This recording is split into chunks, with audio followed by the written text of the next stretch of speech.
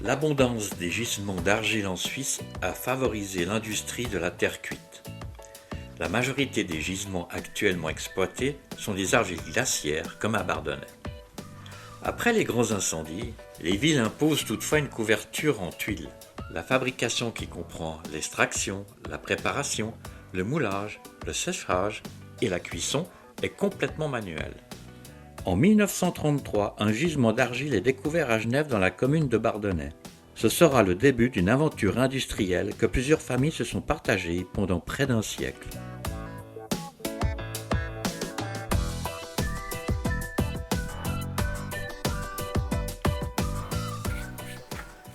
Jean-Pierre Jacquier, Guillaume Frigoux, Jean-Michel Bettan et Laurent Vitello nous racontent ce parcours que ces hommes ont façonné grâce à cette argile trouvée dans le sol de Bardonnay.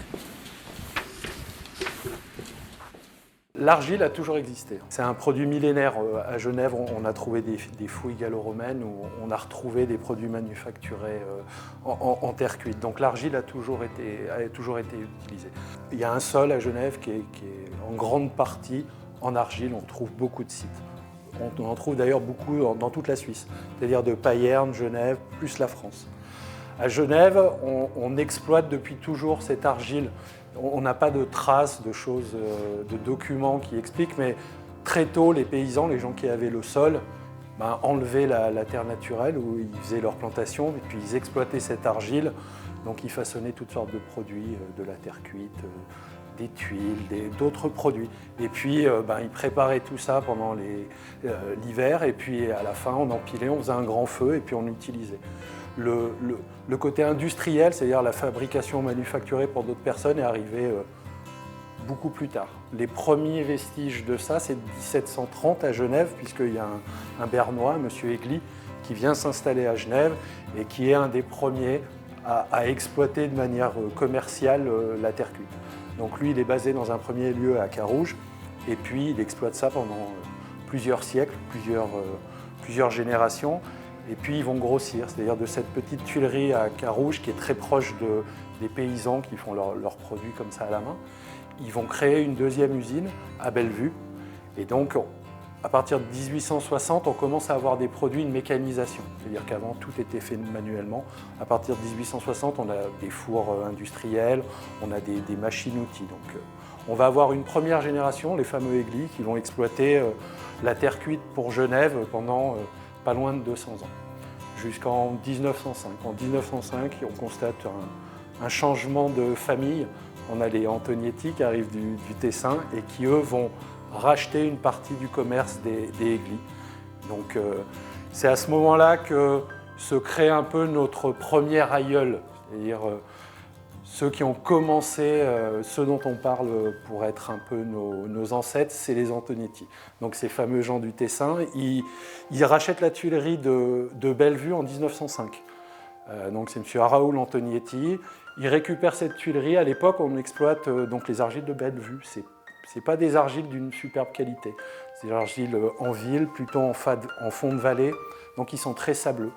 On a retrouvé des documents, ils expliquent qu'ils fabriquent principalement des briques et quelques tuiles, mais à cause de ce sable, les produits sont un peu poreux.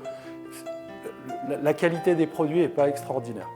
Par contre, on trouve déjà les couleurs de Bardonnay qu'on va retrouver plus tard, qui sont le rouge et le jaune. Ça, c'est quelque chose qui est ancré dans la culture de la terre cuite à Genève.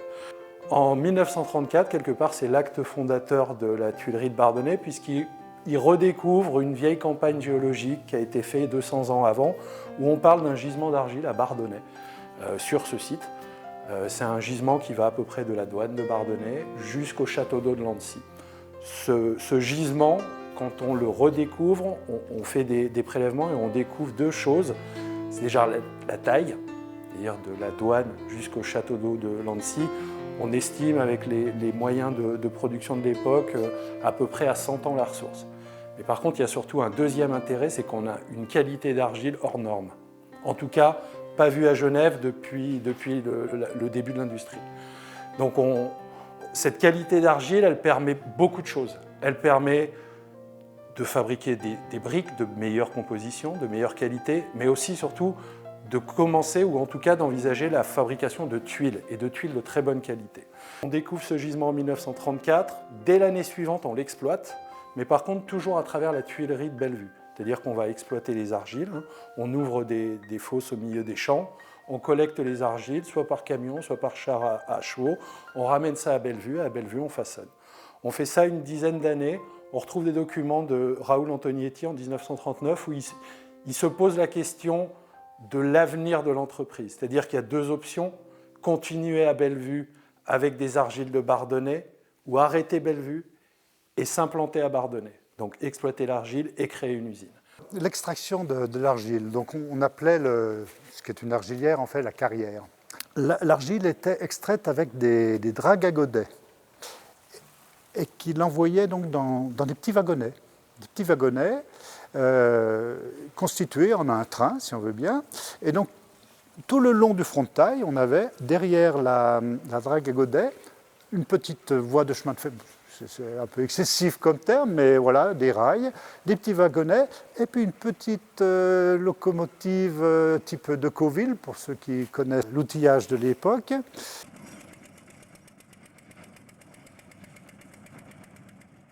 Voilà, et puis dès que, qu'est-ce qu'il pouvait y avoir, 10, 15 wagonnets, dès que ces wagonnets étaient remplis, hop, on avait le petit Decauville qui tirait tout ce petit convoi jusqu'à ce qu'on appelait la salle de préparation des terres. Ces voies étaient installées et puis surtout elles étaient appelées à être déplacées au fur et à mesure que le front de taille se déplaçait.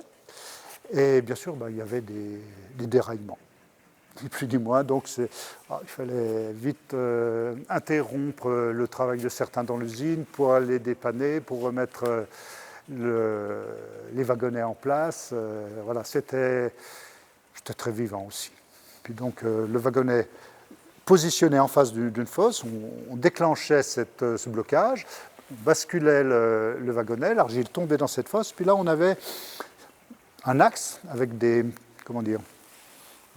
espèces de pales métalliques qui brassaient déjà l'argile et qui l'entraînaient sur un tapis roulant. Et là, donc, l'argile subissait tout un cheminement avec donc, des opérations d'épierrage, parce que l'argile était relativement pure, d'excellente qualité, mais on risquait quand même de retrouver quelquefois des petits galets. Donc on avait déjà une première opération d'épierrage. Et ensuite, alors c'était extrêmement spectaculaire, c'était le broyage de l'argile. Et la deuxième meule, là, broyait, faisait passer donc l'argile au travers des perforations de la piste, ce qui fait donc penser au presse-purée. Donc pour retenir ces déchets végétaux, l'argile était envoyée au travers d'une grille. Cette grille retenait les déchets végétaux, donc c'était une vis sans fin qui poussait l'argile au travers de cette grille, et on profitait de cette opération pour déjà faire un premier réglage en humidité.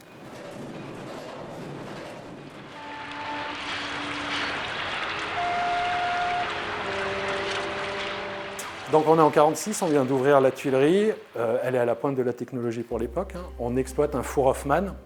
Donc un four Hoffmann, c'est un four à charbon de bois, c'est un foyer central, et puis dans lequel on va alimenter plusieurs chambres. Donc quand on parle de chambre, c'est une petite pièce qui fait 30 mètres carrés, dans lequel les opérateurs vont apporter de la marchandise sèche, remplir ça à la main, à la brouette.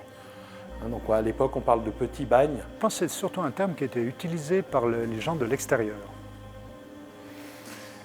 Alors, c'est vrai que le travail était extrêmement pénible, difficile, mais il y avait une telle ambiance. Tout le monde travaillait, c'était une fourmilière. Il y avait une telle ambiance que le terme bagne n'est plus approprié. Les gens étaient heureux de travailler. Il faut imaginer qu'il y avait une majorité de manutentionnaires qui venaient de pays différents et qui étaient heureux de venir à Genève, de trouver un travail, même difficile, mais au moins ils gagnaient leur vie, ils pouvaient donc faire vivre leur famille. Donc le petit bagne, ça vient de là, c'est-à-dire que L'été, ça peut presque être confortable. Il fait 30 dehors, on rentre dans une pièce, il fait 60 degrés. On a un choc thermique, mais ça va. Mais l'hiver, on arrive à des choses dingues, quoi. Il peut faire -5, -6 dehors. Puis on rentre dans cette pièce où il fait 60 degrés. Alors il y avait 2 écoles, les anciens nous racontent ça. Ceux qui arrivaient en bras de chemise et qui allaient dehors presque nus, puis ceux qui étaient toujours couverts et qui allaient à 60 degrés encore habillés. Donc c'était vraiment des conditions de travail très dures. Dans les exploitations modernes, les pièces moulées et séchées sont amenées dans de grands fours, appelés fours circulaires ou fours en zigzag, dans lesquels le feu est entretenu d'une façon ininterrompue. Le four lui-même est un canal circulaire en forme de voûte, pouvant contenir des centaines de mille briques et tuiles. Les pièces moulées de toutes sortes, une fois sèches, sont disposées dans la voûte du four, de telle façon que la chaleur puisse facilement les traverser. C'était surtout un peu l'âge d'or de la tuilerie, c'est-à-dire qu'à cette époque-là, il y avait moins de machines-outils qu'aujourd'hui, donc il fallait beaucoup de main-d'œuvre. Donc on parle de entre 250 et 350 personnes à la tuilerie. Donc c'était une ville dans la ville. Il y avait un village, il y avait une cantine. Et les premières personnes arrivaient déjà à 6h30 et c'était l'heure du café. Donc voilà, il y avait déjà toute une ambiance qui se créait le matin à 6h, 6h30, avec les cafés, les journaux qui étaient là aussi, la tribune, la Suisse. Il y a les gens qui amenaient leur manger aussi. On pouvait boire un petit verre, un petit coup aussi, parce qu'à l'époque, c'est pas comme maintenant. Hein. Tout le monde parlait un peu de ce qu'ils avaient vécu avant, et puis ce que c'était, que ce soit le travail, que ce soit l'ambiance au niveau des personnes entre elles. Et c'est vrai que c'était quelque chose d'assez exceptionnel, quoi.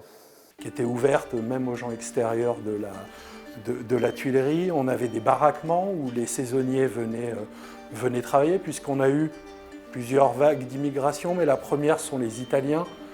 Il faut imaginer l'Italie du milieu du siècle, un peu pauvre, donc tous ces gens qui viennent travailler à Bardonnay. Donc ils venaient dans un premier temps en tant que saisonniers, c'est-à-dire qu'ils venaient quelques mois dans l'année, puis ils repartaient au pays, puis petit à petit, ils reviennent avec les familles, puis ils s'installent. Donc on a cette première vague d'immigration. On en a une deuxième un peu plus tard, dans les années 70, 80, où là on a plutôt de la main-d'œuvre portugaise, et puis enfin toute la vague d'émigration des pays yougoslaves.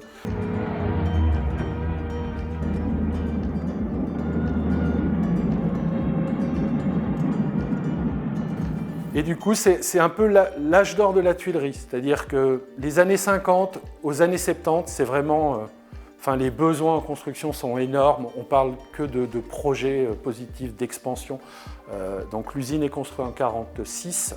En fin des années 50, début des années 60, on va croître encore. C'est-à-dire qu'on va agrandir l'usine, on va créer 2 nouveaux bâtiments, de part et d'autre des bâtiments principaux. Et surtout, on va amener des moyens de combustion de cuisson supplémentaires. On va créer un second cours Hoffman. Donc toujours le même principe, par contre maintenant c'est plus du charbon de bois dans des wagonnets, c'est-à-dire qu'on a des brûleurs sur les fours, puis on alimente ces brûleurs. Donc ça c'est 1950, et puis surtout le but c'est d'aboutir en 1961 à la dernière grande innovation à Bardonnay, c'est la fabrication du four-tunnel.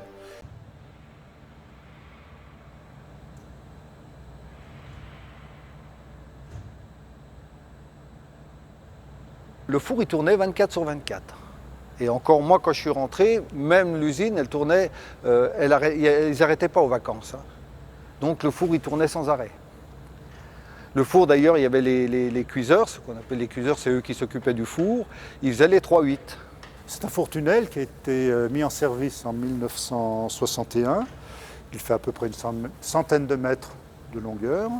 Le wagon rentre à température ambiante et ressort à l'autre extrémité à une température déjà bien refroidie. Ça dépendait de la cadence du four, de la densité des produits, mais de l'ordre de entre 60 et 80 degrés.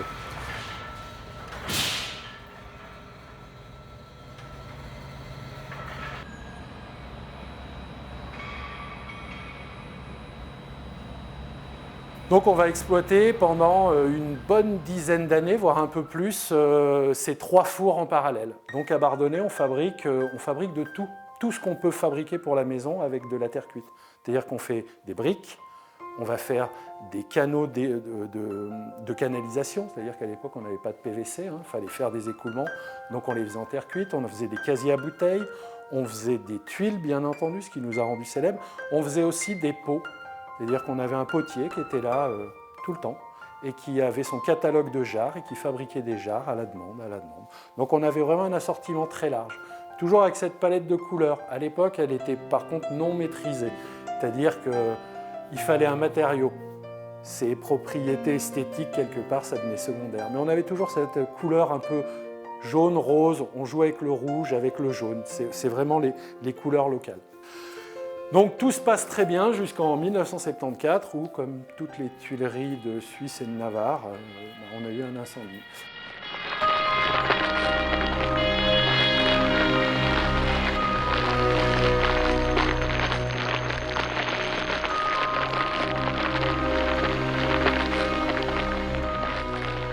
Moi, je me rappelle, je ne sais plus où j'étais. Et puis, il y a une bonne femme de Bardonnay, je ne sais plus où j'étais, puis elle prend un air à 2 airs, tu vois, comme si j'étais pas là. Ah, elle fait à la tuilerie. Puis après, je me suis dit, là, je suis allée voir. C'était impressionnant, hein. Alors vraiment, c'était un gros incendie. Il y a toute une des trucs qui avaient brûlé. Où il y a les séchoirs, où ils mettent sécher les tuiles, tout ça, c'était du bois. Alors ce parti, tu sais, c'était plus que sec, hein. Il est venu tout Bardonnay, tu vois, puis il commentait, compagnie. Ça a été un des plus gros incendies du siècle, hein. Toute la partie centrale de production a été ravagée. Les fours Hoffmann ont été touchés. Les seules parties qui n'ont pas été touchées, c'est le stockage avec les silos et à l'opposé, le four tunnel, qui lui n'a pas été touché par l'incendie. Donc on se retrouve en 1974 sans pouvoir exploiter pendant quelques années. Donc on va faire des travaux de reconstruction et on va continuer à fonctionner qu'avec le four tunnel à ce moment-là.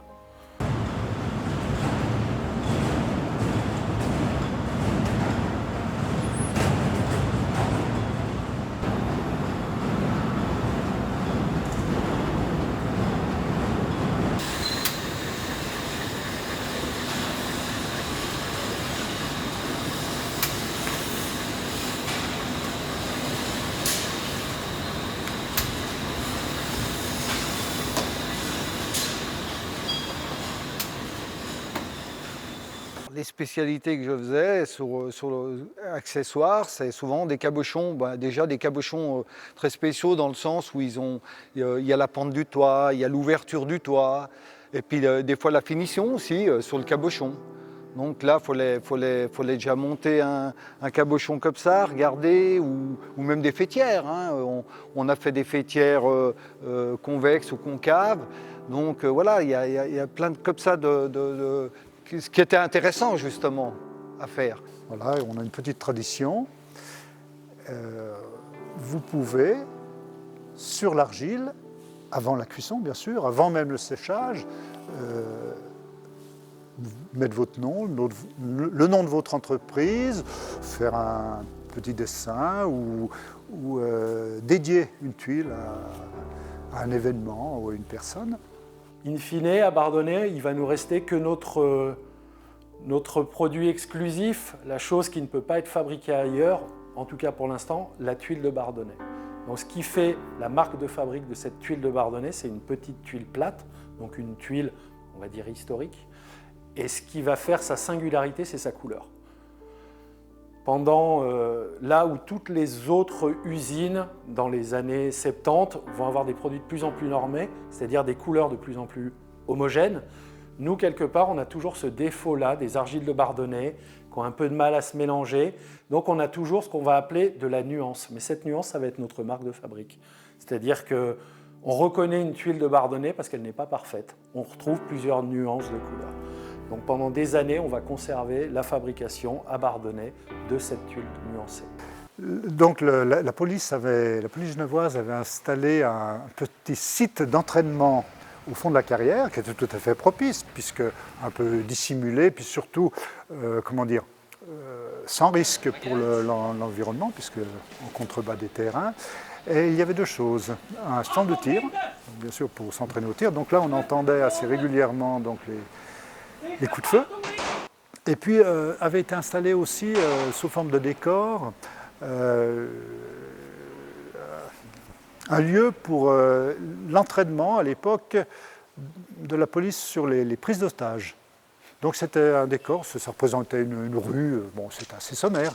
C'était quelque chose de plus qui faisait partie de la vie de la Tuilerie.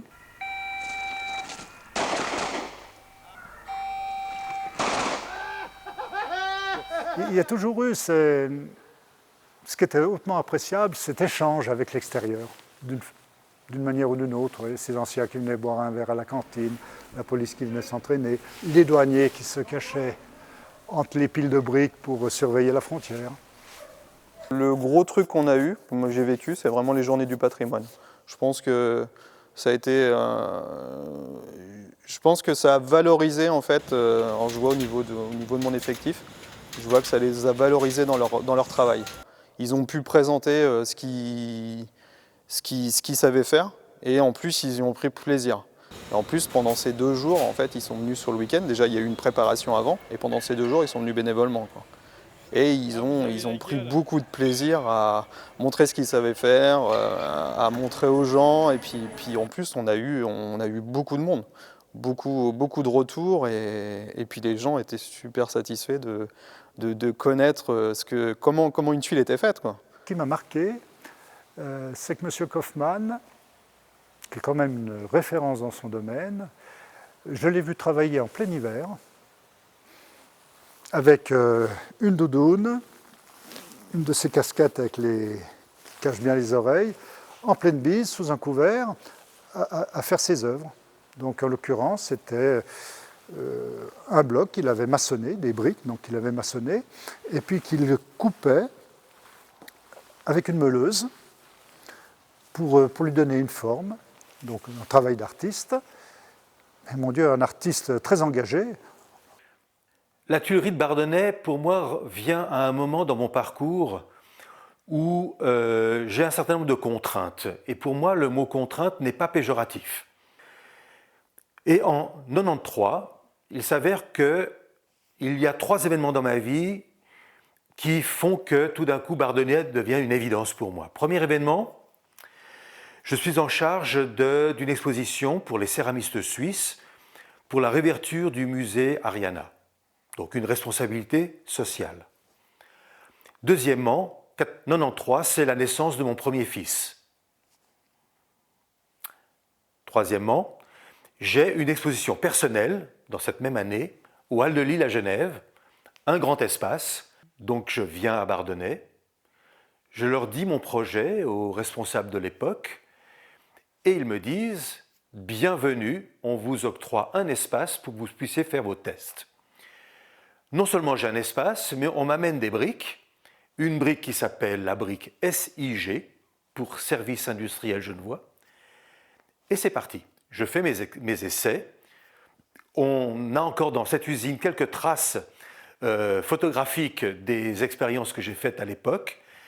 Et les pièces de l'époque ont pour nom une forme de l'infini, mur en sein, séparation, vertige, qui sont en fait des références à la naissance de mon premier fils, à l'accouchement de ma femme, etc. Et depuis ce temps-là, depuis 93, la relation avec la briqueterie n'a pas cessé. Dernièrement, 2019, donc un grand saut dans le temps, j'ai une exposition personnelle au musée Ariana à Genève, et une des pièces a fait appel à la même brique utilisée en 93, la brique SIG, qui actuellement n'est plus aux normes. SIG pour Service Industriel Genevois. Pourquoi? C'est qu'elle servait pour les fonds de fouilles à l'époque. Les normes ont changé, la brique n'est plus aux normes, donc la briqueterie l'utilisait pour les fonds de chariot des fours dans le four-tunnel. Ils en avaient des stocks pour 50 ans. Et dans la discussion pour le musée Ariana, je voulais également emprunter la brique, ne coller que le rendu bas et le rendu haut de la pièce, Et il s'avère que quand j'ai commencé à coller le rendu bas, le deuxième, le troisième, le quatrième, et puis je me rendais compte que j'étais en train de les coller toutes, ces briques. Je me suis adressé à la briqueterie en leur disant, écoutez, je suis prêt à vous les acheter, parce que je me rends compte que je ne pourrais pas vous les rendre. Et ils m'ont dit, écoutez, donnez-nous 1 heure.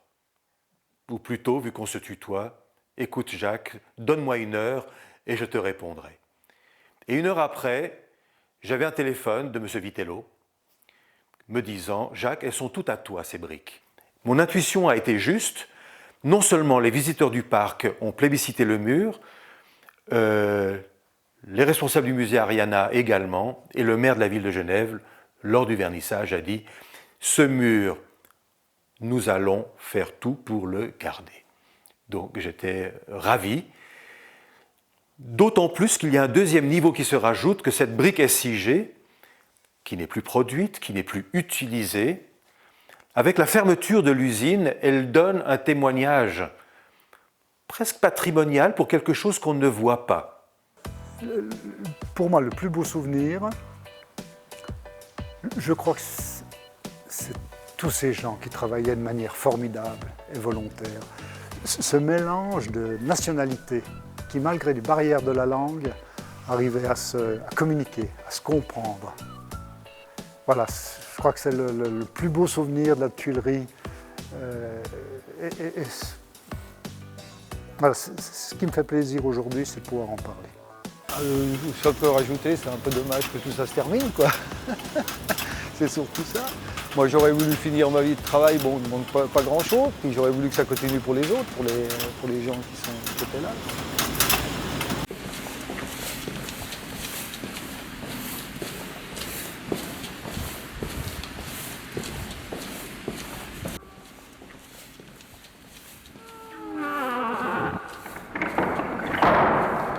Plus de 300 collaborateurs travaillaient à Bardonnay à la fin des années 1950, plus qu'une cinquantaine en 1995.